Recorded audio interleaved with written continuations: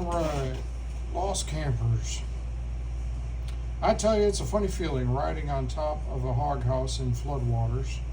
I guess we weren't moving nearly as fast as we thought we were, but we were moving around in little circles, doing whatever the water wanted us to.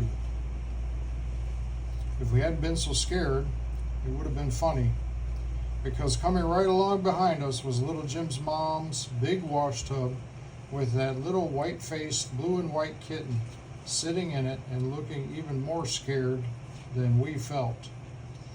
Well, I'd heard of boys tying tin cans to a cat's tail, but I'd never heard of a wash tub with a cat in it being tied to a boy's leg. For some reason, it didn't seem very funny at the time, especially when I saw little Jim's face and thought, what if we do drown? What if we never see our parents again or any of the gang?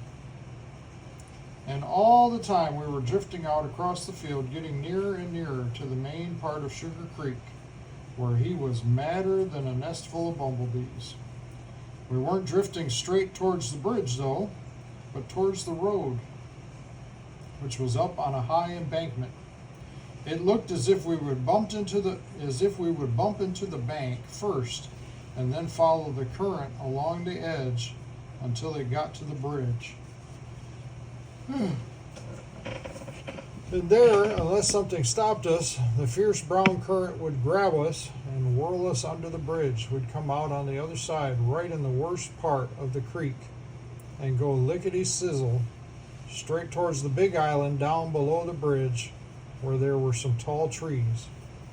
Maybe we'd bump into one of them and be stopped and could catch a hold of a branch and climb up into a tree. Look, little Jim cried, there's somebody running down the road. Sure enough, there was. And it was Circus, our acrobat. He was running and yelling and waving his arms and trying to get to the place where we were going to hit the bank before we did. I guess a million thoughts started wrestling around in my head. And then I saw a telephone pole at the foot of the embankment, and I knew what Circus was hollering about. And then there he was, out in the water, swimming towards that telephone pole. It was a race between him and us, but he got there first and wrapped his legs around the pole, just the way he does around a tree when he's climbing one. And just that second, we went racing past, with the cat in the tub swishing along behind us. You should have seen Circus's right foot shoot out like an octopus's tentacle, grabbing for a man. Quicker than a flash, he wrapped it around the rope that was fastened to the tub on one end and to my leg on the other. Before I knew what was happening, I was jerked loose from the roof of the hog house and from little Jim and was out in the water. As long as Circus was holding onto the rope with his foot, I knew that if I could get to the telephone pole, we'd be saved. But it all happened so suddenly that I went under. I came up sputtering and trying to swim. Just as I caught hold of the rope with one hand, I looked back, and there was little Jim lying on his stomach on the flat roof of the hog house, drifting swiftly toward the bridge and toward the maddest part of Old Sugar Creek. I could see his face, still as white as a piece of typewriter paper. He waved an awkward right arm toward us and yelled in a trembly voice, "Goodbye!" Then he turned around and grabbed hold of the roof with both hands and was whirled away. I tell you, it didn't feel very good to know that I was being rescued and that my best friend might not be. All I could see for a minute while pulling myself by the rope towards the telephone pole was little Jim's sad face. And there kept ringing in my ears the words he said a little while before that. It's better for us to drown than it would be for little Tom Till or Big Bob, because they're not saved. And I made up my mind right that minute that it was the silliest thing in the world for anybody in the world not to repent of their sins and let Jesus save him. Because you could never tell what minute something might go wrong and you'd have to die. It's crazy not to be ready.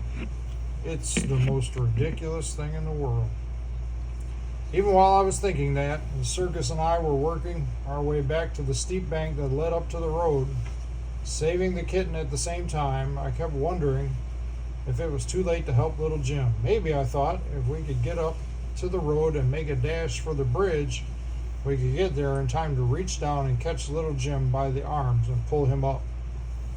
The water was pretty high there, and if he would stand up, we could reach him easily. Quicker than it takes to tell, we were up the bank. I untied the tow rope, and then, leaving the tub and the cat, we were running squash, squash, kerslosh down the road in our wet clothes towards the bridge. I was feeling like a boy does in a dream when some wild animal is after him. He can't run fast enough to get away, and then pretty soon he wakes up and finds out it isn't so. And after he gets over being scared, he is happy again. But I knew this wasn't any dream, and I'd have given anything in the world, anything, to save little Jim's life. It's a good thing Circus's parents were poor. If they hadn't been, Circus would probably have been wearing boots like the rest of us kids in the neighborhood, and he couldn't have run so fast. You should have seen him run. Lickety-sizzle, like a flash of lightning, he went down the road, leaving me far behind, his feet throwing sand and gravel behind him, the way a horse's hoofs do when it's galloping.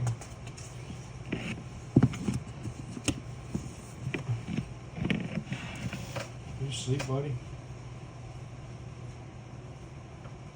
Alright, I guess we'll stop there. Good place to stop. Alright. Have a good night, everyone. Love you all.